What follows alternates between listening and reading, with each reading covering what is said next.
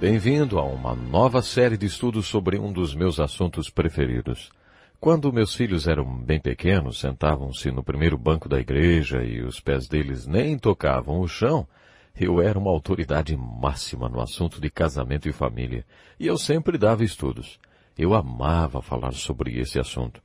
Mas quando as pernas deles cresceram e seus pés tocaram o chão e eles se tornaram pessoas com vontade própria, calei-me a esse respeito. E não falei mais durante uns 15 anos.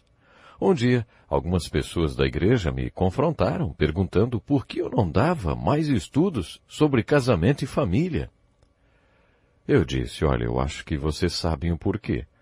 Eles responderam, se você parar um pouco, pensar e orar a respeito, verá que hoje, provavelmente, você esteja mais qualificado e preparado para falar sobre casamento e filhos do que antes. Por que você não se abre um pouco e nos conta os problemas que você tem enfrentado e como Deus está ajudando você a superá-los? Foi o que fiz. Então, foi aí que descobri que todo mundo passava pelos mesmos problemas que eu. Essa foi uma época em que eu mais fui enriquecido com as experiências dos outros. Há pouco tempo, diz o pastor Dick Woodward, todos os nossos filhos estiveram aqui em casa. Jeanne e eu temos 5 filhos e 5 netos. Temos ainda 3 filhos por casamento, que amamos como se fossem nossos filhos biológicos. Todos eles vieram nos visitar, nossos 5 filhos, seus esposos e esposas e seus filhos. Foi uma bela reunião de família. É bom ver que nossos filhos estão tocando bem a vida. Todos eles andam nos caminhos de Cristo e nós somos muito gratos a Deus por isso. Sinto-me tão feliz por eles que hoje, novamente, sinto-me à vontade para falar sobre casamento e família. No entanto, queremos abordar o assunto com humildade. Pode acreditar, diz o pastor Dick, não há nada que você esteja passando hoje que Jeanne e eu não passamos também. Um sábado à noite ele diz, uma senhora me ligou porque estava enfrentando uma terrível crise no seu casamento. Fiquei tão comovido com a sua situação que lhe disse, venha cá, vamos conversar. Mas ela disse, o senhor não está entendendo. O senhor é casado com a Jeanne. É verdade. Sou casado com uma santa, mas vou contar uma coisa, não tem sido fácil para nós.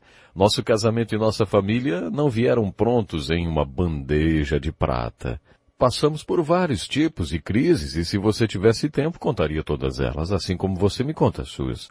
Você veria que sabemos o que você está passando porque já passamos por muita coisa. Poder compartilhar alguns princípios que descobrimos que realmente funcionam quando o assunto é casamento e família, torna a nossa dor e experiência que tivemos até aqui de grande valor. É como se compensasse tanta luta. Uma vez, quando eu dava muito aconselhamento matrimonial, um homem me disse, será que não dá para conversarmos sobre casamento sem colocar Deus no meio tantas vezes? Eu não gosto disso. Vamos falar só sobre casamento, ele disse. Eu fiquei olhando um tempo para ele e aí eu disse, olha, acho que um de nós está no lugar errado. E acho que sou eu. Porque se o Senhor não quer nada desse negócio de Deus, então o Senhor não quer ouvir nada do que tenho para falar sobre casamento e família. Os princípios de casamento e família que apresentarei estão todos na Bíblia, e por isso algumas pessoas podem até achar que é uma apresentação muito tendenciosa. Ela parte do princípio que foi Deus quem criou o casamento e a família.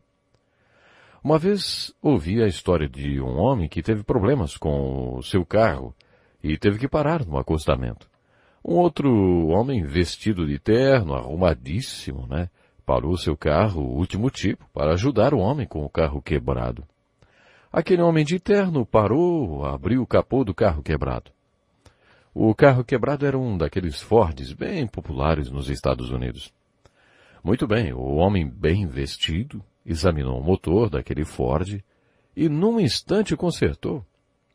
O dono do carro ficou maravilhado, o fato de aquele homem tão bem vestido pudesse ter consertado seu carro tão rápido. Então ele falou, puxa, como é que você conseguiu isso? O homem respondeu, o meu nome é Henry Ford. Eu sou o dono da fábrica que faz esses carros aí. Sabe, é isso que podíamos esperar de Henry Ford? Que ele soubesse consertar um Ford? Eu acredito que você pode contar que Deus sabe como consertar um casamento, porque foi Ele quem fez o casamento, foi Ele quem o criou. Isso nos leva para o texto da Bíblia pelo qual queremos começar. Em Mateus capítulo 19, fizeram uma pergunta para Jesus a respeito do casamento, e ele respondeu com outra, uma das suas perguntas preferidas. Vocês não leram? Não importa qual seja o assunto, devemos sempre perguntar a opinião de Jesus. Continuando em Mateus capítulo 19, questionado Jesus a respeito do divórcio, então ele respondeu, se vocês quiserem saber como o casamento deveria ser, precisam voltar ao começo e estudar o plano inicial de Deus para o casamento. É daí que eu quero começar. No capítulo 1 de Gênesis nós lemos, façamos o homem à nossa imagem, conforme a nossa semelhança. Criou Deus o homem à sua imagem, a imagem de Deus o criou. Homem e mulher os criou. Deus os abençoou e lhes disse, sejam férteis e multipliquem-se, encham e subjuguem a terra. Em Gênesis 2 encontramos o texto a que Jesus se referiu quando questionaram a respeito do casamento, o relato da criação. A Bíblia é muito repetitiva para enfatizar as suas grandes verdades. Aqui a ênfase está na criação. Deus quer ter certeza que entendemos. Em todo o relato da criação, Deus olhou para o que ele fez e disse, bom, está bom. Quando criou o sexo, Deus disse, muito bom. Mas quando chegamos no capítulo 2, encontramos as palavras, não é bom. O que? O que é que estava faltando, hein? O que é que não está bom? Então o Senhor declarou, não é bom que o homem esteja só.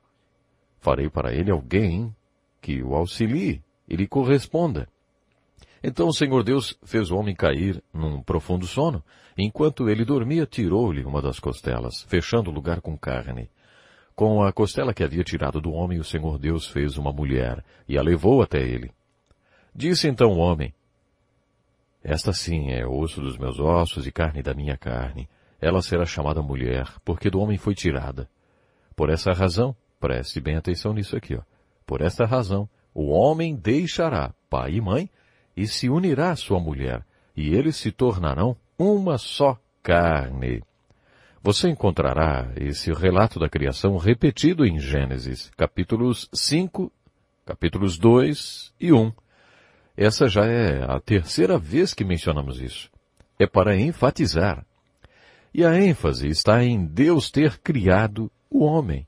Deus criou o homem, macho e fêmea. Criou-os biologicamente, visando que se tornassem parceiros. E mais uma vez você vai ler esse relato.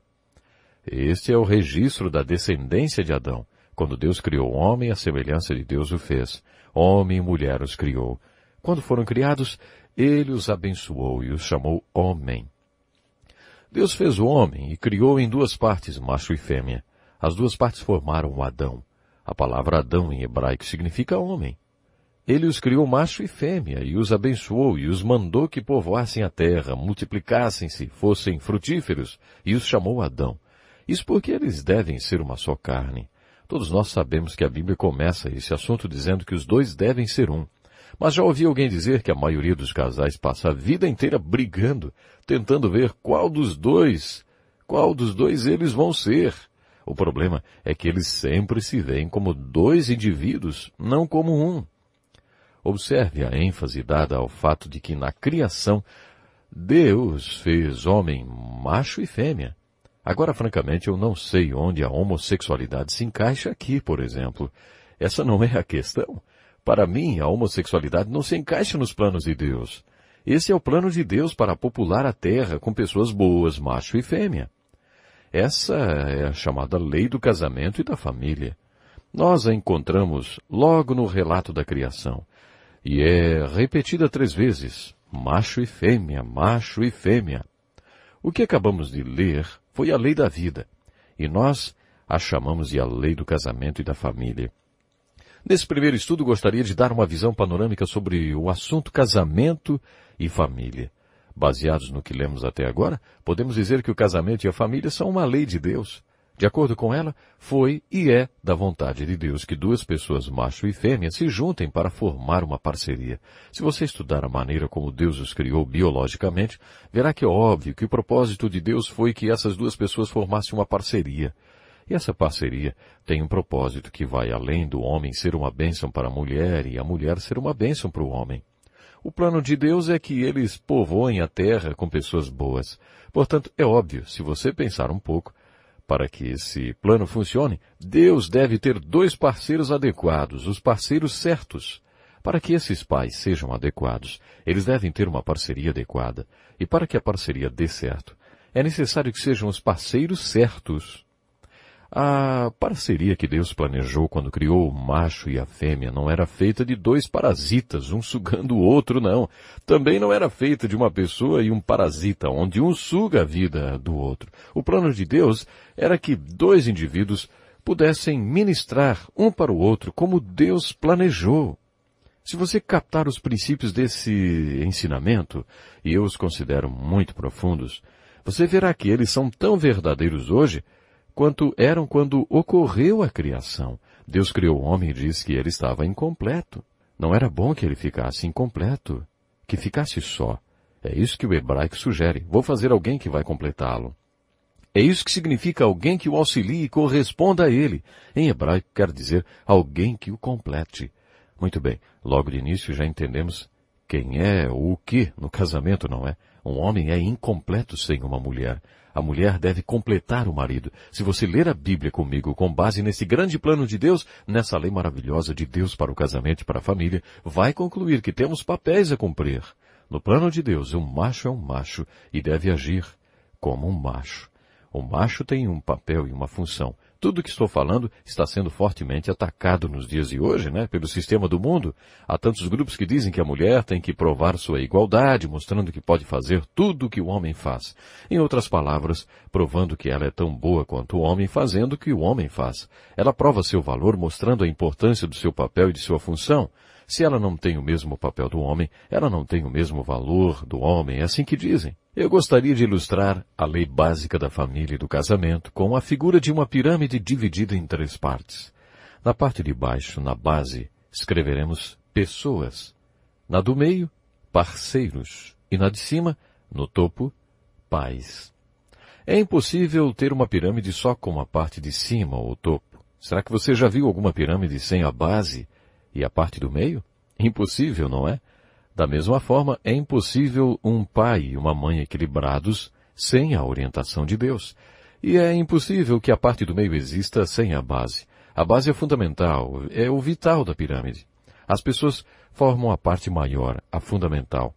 Essa parte é vital para o fundamento da pirâmide. O mesmo acontece com o casamento, cuja parte vital é feita com 2 pessoas. Pessoas formam a chave do casamento. Não dá para mudar isso. 2 pessoas formam a base do casamento. Existem 4 áreas problemáticas em todo casamento. Dick Woodward diz, eu vou usar o meu casamento como exemplo para ninguém sentir-se ofendido. Área problemática número 1, portanto, ele diz. Dick, homem, que é um problema enorme. Quando minha esposa casou-se comigo, ele diz, ela tinha o dom da fé. Eu era uma pessoa muito nervosa, andava bufando de raiva, cheio de rancor, pesava 115 quilos. E, para dizer bem a verdade, parecia que eu não ia dar em nada na vida. Ela precisou de fé para se casar comigo. Os planos dela eram de ser missionária na África. Eu tinha um rival, a África. Ela finalmente viu que eu era um desafio maior do que o continente africano e, portanto, decidiu casar-se comigo. Eu sozinho já tinha problemas suficientes para 2 pessoas juntas. Imagine quantos problemas nesta parceria, mesmo antes da minha esposa chegar com a metade de problemas dela. Vamos imaginar que minha esposa tivesse 50 problemas e eu os meus 50. O casamento começa com 100 problemas antes mesmo de começarmos a falar em compatibilidade. Na minha experiência como conselheiro matrimonial, considero esse um ponto muito difícil de ser tratado. Acho que você vai entender. Vou falar algumas coisas e quero ter certeza que você vai entender. Se você não consegue reconhecer nem aceitar o fato de que você é parte do problema, não há conselheiro matrimonial no mundo que possa ajudar a solucionar o problema do seu casamento. Se você não conseguir fazer com que o Dick enxergue os problemas que tem, nem puder convencê-lo de que ele precisa admitir estes problemas e que precisa de um check-up do pescoço para cima e que tem problemas gigantes, não há esperança para essa parceria. Não há solução sem que ele reconheça que tem problemas e que precisa tratá-los. Nosso professor Dick Woodward diz, eu reconheço que foi pela graça de Deus que eu reconheci isso e recebi ajuda. Se você conseguir resolver os problemas do Dick, já resolveu grande parte dos problemas dessa parceria. Com frequência encontro esse tipo de problema. A dificuldade da pessoa de reconhecer seus próprios defeitos. É um impasse. Quando alguém nem cogita a possibilidade de que tem problemas, aí então não tem jeito. Já tive alguns casos difíceis e vou contá-los para você. Para exemplificar, deixe-me contar uma história de um homem que procurou o psicólogo com um pé de alface e 3 ovos sobre a cabeça e mais uma tira de bacon pendurada em cada ouvido. O médico o convidou para entrar e sentar-se. Ele sentou-se tomando cuidado para que nada caísse de sua cabeça.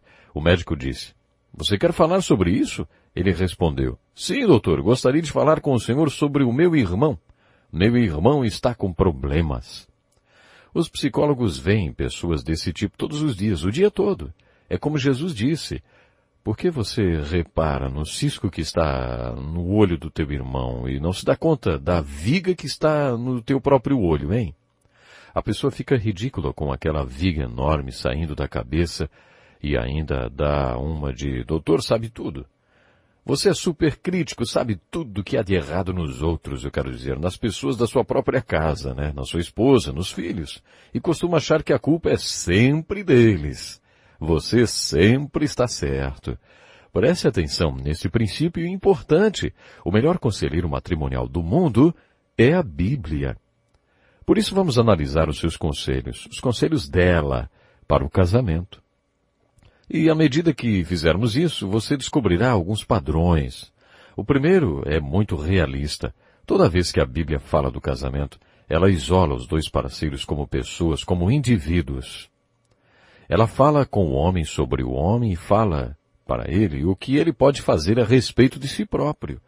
Quando trata da mulher, fala com ela sobre ela. O texto da primeira carta de Pedro, capítulo 3, fala sobre uma mulher cujo marido é desobediente à palavra. O texto continua por 6 versículos tratando do assunto, sem falar mais no marido. Você pode fazer isso, isso e isso. Isto é ser realista. A Bíblia é sempre muito realista. Depois o texto chega até a falar com filhos, sobre os filhos. Mas não fala sobre os filhos como endireitar seus pais. O texto fala para os filhos o que eles devem fazer a respeito de si próprios. Isso é realismo. Você é o único que pode mudar qualquer coisa. Eu não sei há quanto tempo você está casado ou se já percebeu que não há nada que a gente possa fazer para mudar o outro. Às vezes, leva muito tempo para as pessoas aprenderem isso, né? Mas no final acabam aprendendo. Quem vai responder diante de Deus pelos atos deles são eles próprios. Você vai responder pelos seus. Você é responsável por você e a única pessoa a respeito de quem você pode fazer alguma coisa é você mesmo. Geralmente, quando acompanho um casal em um aconselhamento matrimonial, é o homem quem apresenta problemas enormes. E aí a gente pensa, só mesmo pela graça de Deus, hein? É claro que eu gostaria de poder ajudar. Temos nossos encontros, nossas consultas e a única coisa que ouço é essa mulher que Deus me deu, essa mulher que Deus me deu. Um deles até me disse, se Moisés tivesse conhecido a minha mulher, teria escrito mais uns mandamentos. Parece que sofrem de um problema de visão. Alguns deles acham que o problema está com a mulher, que é ela que tem todos os defeitos do mundo. Nem passa pela cabeça deles que o problema possa estar com eles. Fico olhando para aquele homem à minha frente, com aquela viga saindo da cabeça, tentando achar o cisco nos olhos de sua mulher.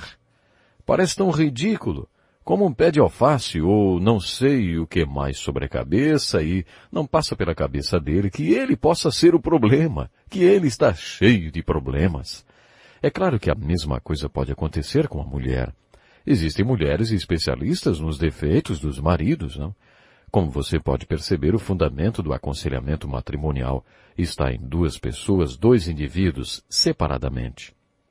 Quando eu dava aconselhamento matrimonial, costumava isolar os parceiros, porque é isso que a Bíblia faz. Uma vez passei por uma situação muito difícil. Era a primeira consulta com o casal e o marido tinha praticamente arrastado sua mulher pelos cabelos para o meu consultório. A minha presença lá era quase como a de um juiz. Mas depois de um ano participando de estudos bíblicos com vizinhos, aquela mulher se converteu. Havia ocasiões com aquele casal em que nem adiantava nos reunirmos porque minha figura era de um simples juiz tentando apartar uma briga.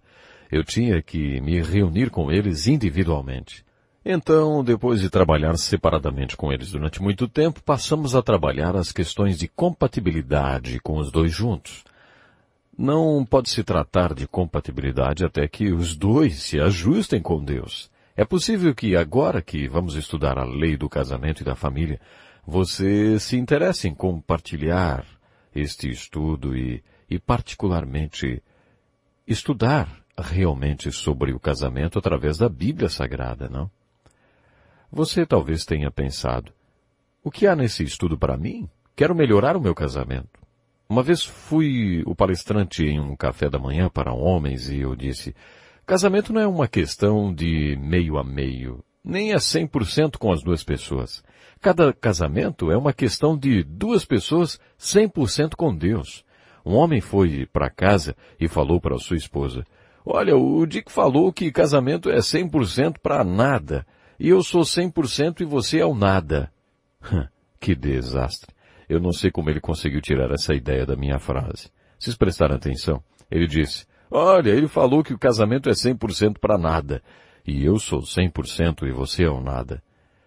Sabe, as pessoas podem ser muito tendenciosas, elas não reconhecem o fato de que os problemas começam nas pessoas, e que a única pessoa que eu posso mudar sou eu mesma. Se você estuda esta lei do casamento e da família, perguntando o que tudo isso tem a ver com você, vai aprender muita coisa. Acho que um lar feliz é a melhor coisa do mundo depois da salvação.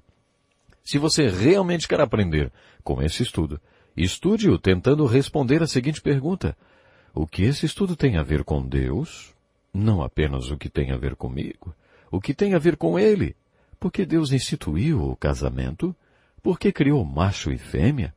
Muito bem, se você estudar a Bíblia, não será difícil descobrir por que Deus quis povoar a terra com pessoas boas. O Salmo 128 tem uma lição muito importante para nós. Como é feliz aquele que teme ao Senhor, que anda nos seus caminhos.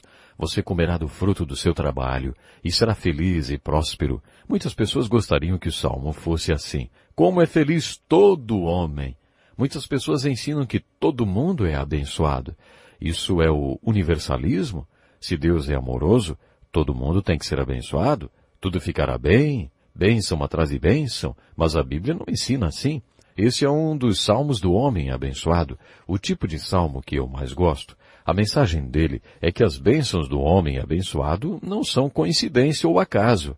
Elas são um banquete de consequências. Robert Louis Stevenson declarou, cedo ou tarde todo homem se sentará para um banquete de consequências. Essa também é uma lei da vida. O Salmo não diz que todo homem é abençoado ou feliz, ele diz, como é feliz o homem que teme ao Senhor. Isso quer dizer, o homem que crê no Senhor e anda nos seus caminhos, sem hipocrisia, sem crendice barata. Estamos falando de um homem que teme de verdade, que crê em Deus e procura andar nos seus caminhos e, acima de tudo, tem vontade de ser fiel a Deus. Quando um homem anda nos caminhos de Deus, tem vontade de ser fiel a Deus e procura ser fiel a Deus, ele vai ser fiel também à sua esposa, ele vai ser fiel aos seus filhos. Ele vai ter realmente uma vida frutífera na presença de Deus. Isso é algo muito, muito importante. Eu serei duro com os homens, porque acho que a causa da maioria dos problemas familiares e dos problemas de casamento, especialmente dos casamentos evangélicos, existem não porque a mulher deixe de exercer o seu papel e a sua função, mas porque o homem não cumpre a responsabilidade que Deus impôs a ele de ser o cabeça e o sacerdote do lar. Essa é uma das principais causas do problema nos casamentos de hoje. Por isso, não nos surpreendemos quando vemos Deus começar a tratar o casamento pelo homem. As bênçãos de Deus começam na vida de um homem quando ele crê em Deus e anda nos seus caminhos. Quando ele confia em Deus, Deus encontra o fundamento sobre o qual pode erguer a pirâmide e a lei do casamento e da família, porque aquele é um homem abençoado. O homem abençoado é unido a uma mulher abençoada, e eles têm filhos abençoados, e então Deus começa a trabalhar. É assim que Deus quer trabalhar. É assim que Ele vai impactar um lar, uma igreja, uma cidade, um país e o mundo. Qual é o quadro que temos hoje?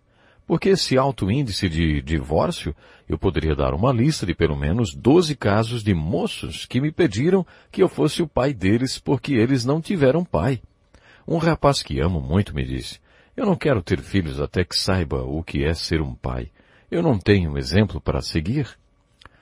Eu já tive situações em que o casal estava se preparando para casar e disse, estamos preocupados. Muitos casamentos acabam em divórcio. Não sabemos o que é um bom casamento. Nossos pais se separaram e nós não temos nem a ideia de como seria o casamento de duas pessoas evangélicas. Não temos um modelo para seguir, eles disseram. Sabe, esse é o tipo de problema que enfrentamos hoje. A família hoje está sob ataque. A sociedade diz, 2 homossexuais vivem juntos, eles não formam uma família? Deveriam ter o direito de criar os filhos, eles seriam ótimos pais. Como vocês veem, isso vai contra tudo que falamos até agora e não se encaixa nos ensinos da Bíblia. Mas nossa cultura diz que eles formam um lar, uma família. Qual a sua definição de lar ou de família? Vamos ver o que o Salmo 127 tem a nos dizer. Este é um dos salmos que eu mais gosto e fala do casamento e da família. Salomão, o homem mais sábio do mundo, escreveu este salmo. Ele também foi o homem mais rico do mundo e o mais esperto e soube como aproveitar os prazeres da vida. Sua vida foi muito agitada e ele tinha dinheiro para fazer o que quisesse. Alguns dizem que ele também foi um dos maiores fracassos que existiu. Ouçam o que ele disse no final de sua vida. Se não for o Senhor o construtor da casa, será inútil trabalhar na construção. Se não é o Senhor que vigia a cidade, será inútil a sentinela montar guarda. Será inútil levantar cedo e dormir tarde, trabalhando arduamente por alimento. O Senhor concede o sono àqueles a quem Ele ama. Temos nestes versículos a história de Salomão. Ele diz que é possível você trabalhar duro à toa. Poucas pessoas trabalharam tanto como ele, ou foram tão viciadas no trabalho, exatamente como Salomão. E ele diz que é possível você trabalhar muito em vão. É possível construir em vão. Ele não construiu apenas um templo, uma vez ele construiu uma frota de navios só para dar uma voltinha e falar um oi para uma rainha. Ele construiu cidades, parques e estábulos. Ele não parava de construir. Ele foi um grande construtor. Mas aqui ele está nos dizendo que é possível construir tudo isso em vão. Não devemos ser apáticos em relação à vida, mas também não devemos nos preocupar tanto. A Bíblia nos ensina que não devemos nos preocupar. Ela não diz que devemos ser apáticos, mas diz que não devemos nos preocupar com as coisas erradas. É disso que Salomão está falando. É possível que nos preocupemos inutilmente se nos preocuparmos com as coisas erradas. É possível trabalharmos inutilmente se trabalharmos pelas coisas erradas. É possível construir inutilmente se construirmos coisas erradas. Depois ele começa a falar sobre os filhos. Algumas pessoas pensam que ele está mudando de assunto. O que tudo isso tem a ver com filhos? Ele percebeu que construiu tudo, menos a vida de seus filhos. Seu filho era um tolo. Em Eclesiastes ele demonstra preocupação com a possibilidade de um tolo gastar todo o seu dinheiro. Na verdade, um tolo gastou todo o seu dinheiro, o filho dele. Neste salmo, ele está dizendo que não investiu na vida de seu filho. Os filhos são herança do Senhor, uma recompensa que ele dá. Como flechas nas mãos do guerreiro são os filhos nascidos na juventude. Como é feliz o homem que tem a sua aljava cheia deles. Não será humilhado quando enfrentar seus inimigos no tribunal. Essa é uma das melhores ilustrações da lei do casamento e da família. Salomão nos deu esse salmo. E um bem para todos nós. Ele está dizendo, não façam o que eu fiz, porque trabalhei e me preocupei em vão. Vocês devem se preocupar com seus filhos. Então ele faz esta linda ilustração do casamento e da família, depois de declarar algo bem questionável para a sociedade em que vivemos. Ele diz, os filhos são uma herança do Senhor, uma recompensa que ele dá. Como é feliz o homem que tem a sua aljava cheia deles. Pastor Dick Woodward diz, é por isso que Jeanne e eu temos 5 filhos. E temos 5 netos, ele diz. Temos 2 aljavas cheias. Podemos acrescentar mais uma ilustração. A direção e a força da flecha, quando ela é lançada, depende da qualidade do arco. Salomão, em sua grande sabedoria, estava olhando para seus erros do passado e dizendo, ouçam-me. Percebam que seus filhos são como flechas e vocês os arcos dos quais as flechas são lançadas. Mas se vocês não têm a direção e nem a força para lançarem seus filhos, onde eles vão acabar? Não vão acabar em lugar nenhum. Eles serão tolos como meu filho. Salomão fez uma incrível ilustração da lei do casamento e da família. Com todos esses textos bíblicos, tiramos 3 conclusões a respeito do homem e da mulher. Deus os colocou juntos, uniu-os e os mantém juntos. Devemos colocar Deus em nossos casamentos. Temos que fazer isso. É impossível que qualquer casamento ou família dê certo até que Deus participe dele. Sem Deus, não dá nem para saber qual é o propósito do casamento. Perdemos o padrão, ficamos sem paradigmas. Não vamos para lugar nenhum até que Deus esteja em nossos casamentos. De acordo com os textos bíblicos que vimos, se Deus não nos ajudar, não conseguiremos exercer nosso papel, nem cumprir nossa função no casamento.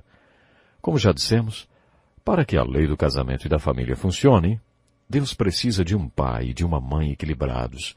Eles devem ser 2 parceiros adequados e 2 indivíduos, 2 pessoas equilibradas. Como você pode se tornar uma pessoa equilibrada, depois um parceiro equilibrado e um pai equilibrado? Prestem atenção nisso. Quando Jesus falou sobre casamento em Mateus 19, de onde começaremos nosso próximo estudo, ele falou sobre divórcio.